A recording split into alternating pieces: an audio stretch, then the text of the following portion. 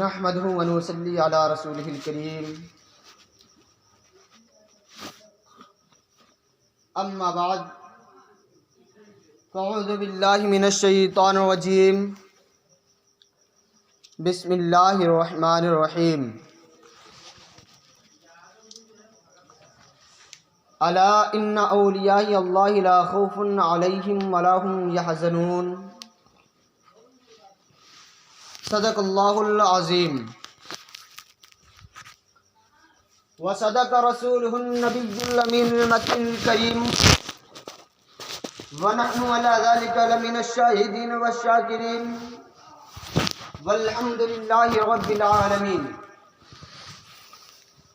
بعد توحید کے متوالو، شمع رسالت کے پروانوں، غوث و خواجہ حضور سیدی اعلیٰ حضرت فاضل بریلوی کے متوالو، آئیے ہم اور آپ سب سے پہلے آقا انعامدار، مدینے کے تاجدار، حبیب پروردگار جناب احمد مجتبیٰ محمد مصطفیٰ صلی اللہ تعالی علیہ وسلم کے دربار گہر میں جھوم جھوم کر درود پاک کا ہدیہ پیش کریں اور پڑھیں درود شریف۔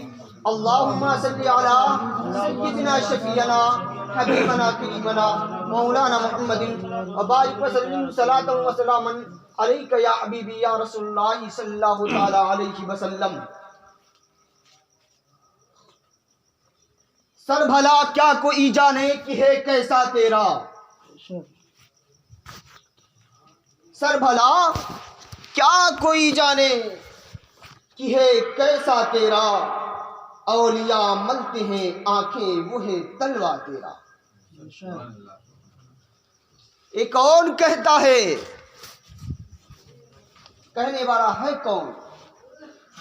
حضور سرکار سیدی اعلیٰ حضرت علیہ رحمت الرضوان ارشاد فرما رہے ہیں کہ سر بھلا کیا کوئی جانے کہ ہے کیسا تیرا، یعنی آپ کے سر کے مرتبے کو کوئی کیسے سمجھ سکتا ہے کہ آپ کے سر کا مرتبہ کیا ہے؟ کہ اولیاء ملتے ہیں آنکھیں وہ ہے تلوا تیرا، تیرے تلووں کا مرتبہ وہ ہے کہ بڑے بڑے اولیاء کرام اپنی آنکھیں ملتے ہیں، وہ تمہارے تلوے کا مرتبہ ہے، تو اے غوث اعظم علیہ رحمت الرضوان تمہارے سر کا مرتبہ کیا ہوگا؟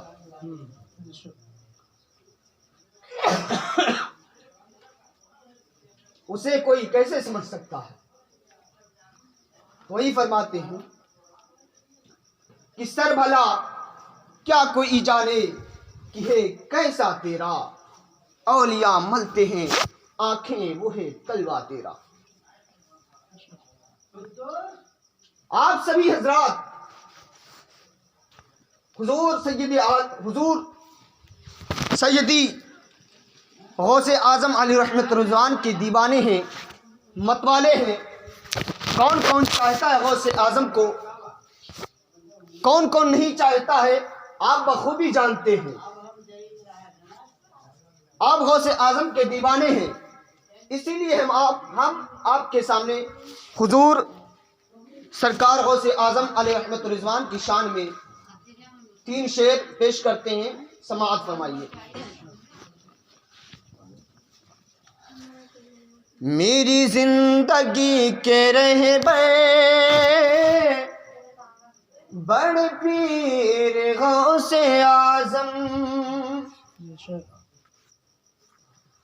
میری زندگی کے رہبر بڑے پیر غوث اعظم، میری زندگی کے رہبر بڑے پیر غوث اعظم، نہیں تم سا کوئی بہتر بڑے پیر غوث اعظم، نہیں تم سا کوئی افضل، نہیں تم سا کوئی اچھا بڑے پیر غوث اعظم، نہیں تم سا کوئی بہتر بڑے پیر غوث اعظم۔ आजम। शायर نے کہا ہے میری زندگی کے رہبر بڑے پیر غوث اعظم، نہیں تم سا کوئی بہتر بڑے پیر غوث اعظم۔ کیوں نہ کہے بڑے پیر سرکار غوث اعظم علیہ رحمت الرضوان کی وہ ایسی شخصیت ہے کہ جن پر ہم اور آپ، ہمارے ماں اور باپ سبھی قربان، پھر بھی کم، سب قربان ہو جائے پھر بھی کم ہے، کیونکہ میرے سرکار غوث اعظم علیہ رحمت الرضوان کی وہ شخصیت ہے کہ آپ ایک وقت میں 70 مریدوں کے گھر پہ کھانا کھائے۔ ایک وقت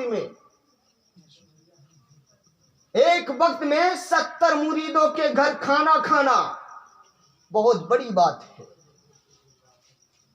12 سال کی کشتی کو دوبارہ واپس لانا یہ بہت بڑی بات ہے۔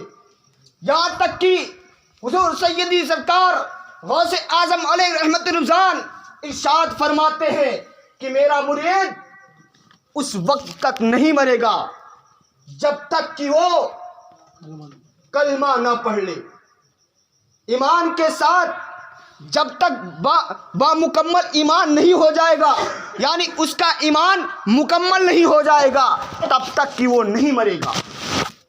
اور حضور سیدی سرکار غوث اعظم علیہ رحمت الرضوان ارشاد فرماتے ہیں کہ میرا نام وہی لے گا جسے میں چاہوں گا، میری محفل وہی سنے گا جسے میں چاہوں گا۔ اگر ہم اور آپ حضور سید سرکار غوث اعظم علیہ رحمت الرضوان کا ذکر کرتے ہیں، ہم انہیں یاد کرتے ہیں تو صرف اپنے چاہنے سے نہیں، اگر غوث پاک چاہتے ہیں تبھی ہم کرتے ہیں۔ وہ شخصیت ہے غوث اعظم کی پیاری۔ اور حضور سید سرکار غوث اعظم علیہ رحمت الرضوان نے فرمایا ہے کہ میرا مرید، ہر مرید میرا جنتی ہے، میرا ہر مرید جنتی ہے۔ اور جنتی ہر آدمی کیسے ہو سکتا ہے اگر وہی شخص نہیں ہوگا جس کے رہبر غوث پاک نہ ہو، جس کے رہبر غوث پاک نہ ہو وہی نہیں ہوگا۔ ہماری رہبری غوث پاک فرما رہے ہیں، اسی لیے انشاءاللہ تعالی ہم جنتی رہیں گے۔ تو ہی شاعر کہتا ہے میری زندگی کے رہبر بڑے پیر غوث اعظم، میری زندگی کے رہبر بڑے پیر غوث اعظم، نہیں تم سا کوئی بہتر، نہیں تم سا کوئی اچھا، نہیں تم سا کوئی افضل، بڑے پیر غوث اعظم، بڑے پیر غوث اعظم۔ میری آرزو یہی ہے، میری آرزو یہی ہے تیرے آستاں پہ آ کر، میری آرزو یہی ہے تیری آستاں پہ آ کر، رہوں بن کے تیرا نوکر، بڑے پیر غوث اعظم، رہوں بن کے تیرا نوکر، بڑے پیر غوث اعظم۔ شاعر اپنی شعر کے اندر کہتا رہوں بن کے تیرا نوکر بڑے پیر غوث اعظم۔ کیوں یہ تمنا ظاہر کر رہا ہے؟ آخر کار حضور غوث پاک علیہ رحمت الرضوان کے در پر جا کر ان کا نوکر رہنے سے کیا فائدہ؟ میں آپ کے سامنے ایک واقعہ مختصراً پیش کرتا ہوں کہ حضور سیدی سرکار غوث اعظم علیہ رحمت الرضوان کے دیار میں آپ کے یہاں ایک کنواں تھا، آپ کے یہاں کے کنویں پر ایک شخص، ایک بزرگ وہاں پر پانی پلایا کرتے تھے، یعنی حضور غوث پاک علیہ رحمت الرضوان کے جو بھی غلام جایا کرتے تھے آپ انہیں پانی پلایا کرتے تھے۔ تو آخر کار وہ 40 برس تک حضور سیدی سرکار غوث اعظم علیہ رحمت الرضوان کے دیار میں اس کنویں پر آپ کے مریدوں کو، آپ کے چاہنے والوں کو پانی پلاتے رہے۔ پھر ان کے دل میں ایک خیال آیا کہ چلو چلتے ہیں، یہاں پر تو بہت دن ہو گیا، یہاں پہ تو ہمارے بہت دن ہو گئے، چلو چلتے ہیں، اب کعبہ شریف میں چلتے ہیں، چلو کعبہ معلیٰ میں چلتے ہیں، چلو چلتے ہیں، کعبہ شریف پہ بھی حاضری دے دیتے ہیں، وہاں پہ بھی کچھ خدمت کر لیتے ہیں لوگوں کی۔ آخر کار وہ ایک نیت لے کر پھر وہاں سے چل دیتے ہیں۔ جب آپ وہاں سے رخصت ہوتے ہیں تو چلتے چلتے چلتے چلتے راستے میں ایک شخص ملتا ہے۔ جب آپ کی اس شخص سے ملاقات ہوتی ہے تو آپ کہتے ہیں کہ آپ کہاں جا رہے ہیں؟ تو وہ شخص کہتا ہے کہ میں کعبہ شریف جا رہا ہوں، طواف کعبہ کرنے جا رہا ہوں۔ تو آپ کہتے ہیں میں بھی وہیں جا رہا ہوں۔ چلو 7 ہو گیا، 2 لوگ ہو گئے، 1 تھے 2 ہو گئے۔ اب آپ اور وہ شخص جو ملا تھا، یعنی حضور سید سرکار غوث اعظم کے دیار میں رہنے والا ایک شخص جو کنویں پر پانی پلایا کرتا تھا، وہ اور وہ شخص 2 لوگ ہو گئے۔